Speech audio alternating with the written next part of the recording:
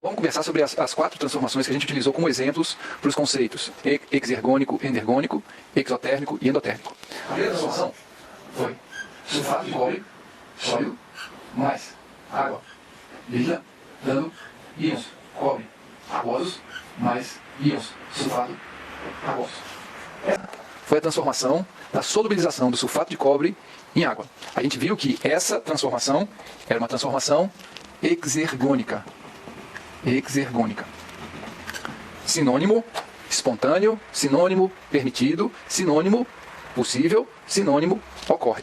À medida que a gente for avançando no curso, a gente vai ver qual desses conceitos ou qual desses sinônimos se encaixa melhor na nossa ideia de transformação exergônica. Por enquanto, tudo equivale à mesma coisa. Exergônico, espontâneo, possível, permitido, ocorre. O segundo exemplo que a gente viu foi a solubilização do sulfato de cobre sólido mais etanol líquido, dando uma lucididade que eu vou usar uma nomenclatura, ou uso aqui. Eu utilizei essa representação aqui para tentar indicar que essa proposta de transformação é a solubilização do sulfato de cobre em etanol, formando os íons cúprico e sulfato. Usando aqui uma nomenclatura análoga a essa aqui que depois a gente vai discutir. O que interessa desse exemplo que a gente utilizou é que a solubilização do sulfato de cobre em etanol líquido é uma transformação endergônica. Sinônimos de endergônico: não espontâneo, proibido, impossível, não ocorre. Nesse caso, essa nossa definição e esses nossos sinônimos vão se manter, eles são perfeitos. Uma transformação endergônica é uma transformação não espontânea, ela não ocorre, ela é proibida, ela é impossível em qualquer situação que a gente vai discutir. Se a transformação for endergônica, ela será impossível, proibida, não ocorrerá, não é espontânea. Tá bom? A gente vai ver mais para frente que se as condições do sistema mudarem, uma transformação que era endergônica pode passar a ser exergônica. Okay? Mas toda vez que a gente falar de uma transformação exergônica, e isso vale para exergônico, vale para endergônico também, isso se restringe a uma condição específica. Pode acontecer de uma transformação ser exergônica, ou seja, possível em várias condições diferentes. Pode acontecer de uma transformação ser endergônica em várias condições diferentes. Pode acontecer de uma transformação ser exergônica numa situação e endergônica em outra situação. Pode acontecer de uma transformação ser endergônica numa situação e exergônica em outra situação. Mas, a partir do momento que você fala, essa transformação, nessa situação, ela é endergônica, ela sempre será impossível nessa situação. Ela nunca ocorrerá nessa situação. Ela será proibida sempre nessa situação. Tá bom? Então, esse termo endergônico significa impossível. Se alguma coisa mudar no sistema, talvez essa transformação possa ser exergônica. Mas se não mudar, será sempre endergônica, sempre impossível, sempre proibida. Então esse aqui foi o outro exemplo que a gente utilizou.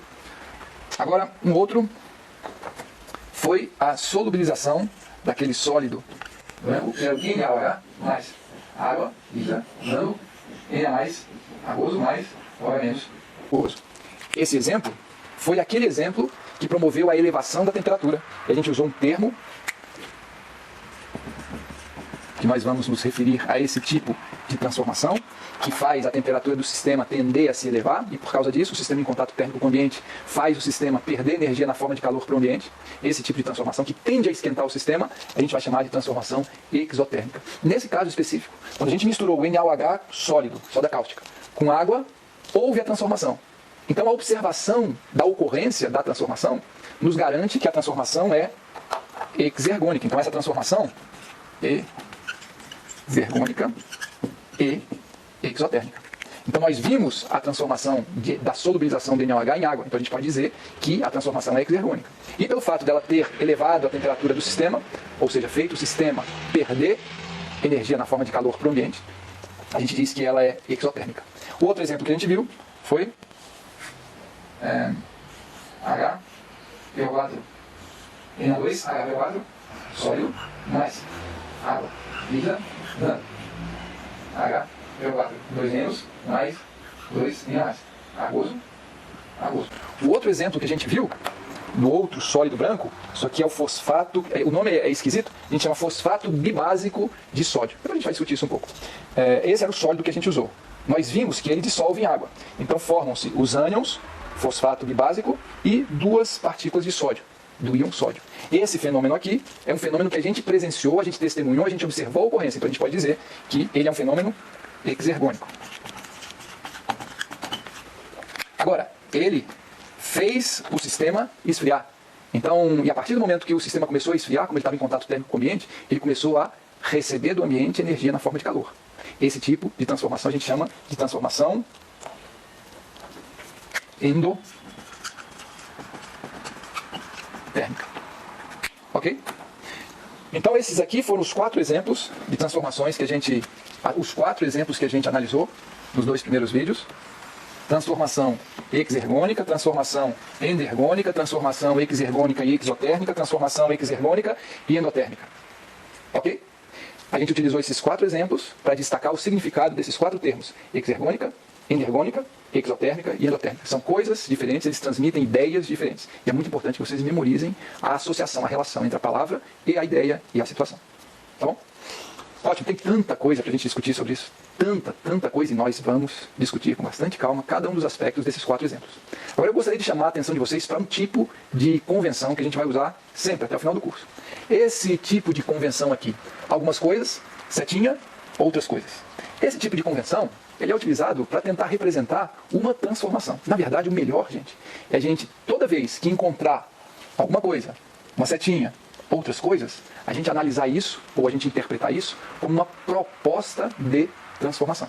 Então, se eu escrevo sulfato de cobre sólido mais água líquida dando íons cobre aquosos, íons sulfato aquosos.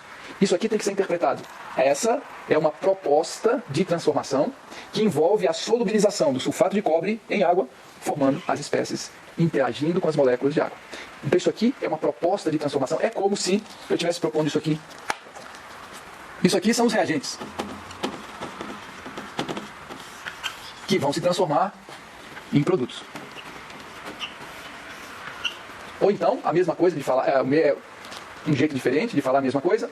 Eu estou propondo que isso aqui seria o estado inicial de um sistema, que deve mudar até chegar a um estado final.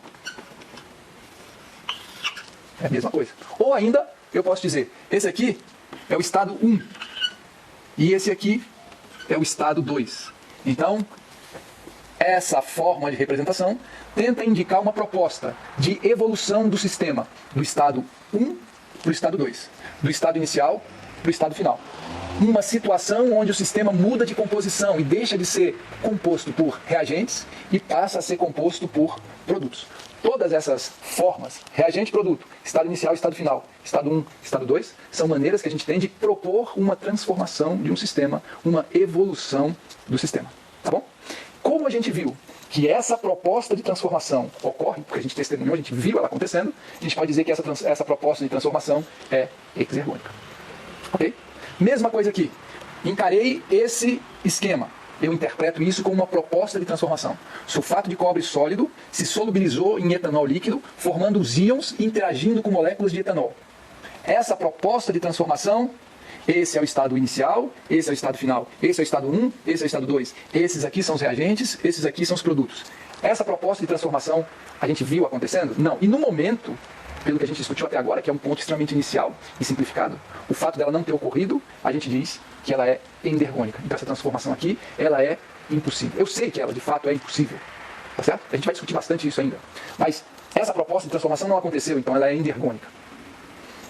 Essa aqui, a proposta de transformação é NaOH sólido se dissolvendo em água líquida, formando os íons Na+, OH- aquoso. Essa transformação a gente testemunhou a ocorrência, então ela é exergônica. Além disso, a gente viu que a tendência era a temperatura subir, e por causa disso, o sistema começou a perder energia na forma de calor para o ambiente. Então a gente diz que ela é exotérmica. Ou seja, quando o sistema passa do estado 1 para o estado 2, o sistema perde energia na forma de calor para o ambiente, exotérmica. O sistema passa do estado inicial para o estado final, passa, a gente viu, então ela é exergônica. Okay? O sistema deixa de ser composto por NaOH sólido e água líquida e passa a ser composto por íons Na+, OH- interagindo com as moléculas de água. Deixa de ser composto por reagentes, passa a ser composto por produtos. É uma transformação exergônica. E a última é exergônica, essa proposta de transformação. Será que o fosfato de sódio bibásico sólido dissolve em água líquida e se transforma em fosfato bibásico interagindo com as moléculas de água e os dois íons sódio interagindo com as moléculas de água? E isso ocorre? Essa proposta de transformação é espontânea? A gente viu. Se a gente vê a transformação acontecendo, se a gente testemunha, se a gente de alguma maneira consegue observar que o sistema se altera, se alguma propriedade do sistema se você sabe que ela se altera, é porque alguma transformação está acontecendo. Então a gente viu essas partículas sólidas se dissolvendo e havendo a formação de uma fase única. Então isso aqui é suficiente para a gente dizer que essa transformação é exergônica, e pelo fato da temperatura ter caído do sistema, ou seja, o sistema começou a absorver energia na forma de calor do ambiente, à medida que o fosfato de sódio bibásico começou a dissolver na água líquida, a temperatura começou a cair, e a partir do momento que a temperatura ficou um pouquinho abaixo, a temperatura do sistema ficou um pouquinho abaixo da temperatura do ambiente, a energia na forma de calor começou a entrar no sistema. Tá certo? Se essa entrada de energia na forma de calor fosse muito rápida, a temperatura do sistema cairia pouco, praticamente nada. Tá certo? Porque à medida que o fosfato de sódio bibásico estivesse se dissolvendo, a temperatura começava a cair e imediatamente era reposta pela energia na forma de calor do ambiente. Tudo isso a gente vai discutir depois. O fato é que essa proposta de transformação é exergônica, tende a diminuir a temperatura do sistema, então é endotérmica também. Reagentes viram produtos. O sistema evolui do estado inicial para o estado final, do estado 1 para o estado 2. Tá bom?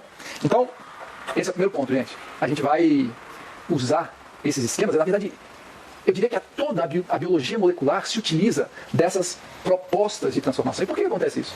Porque, muito simples,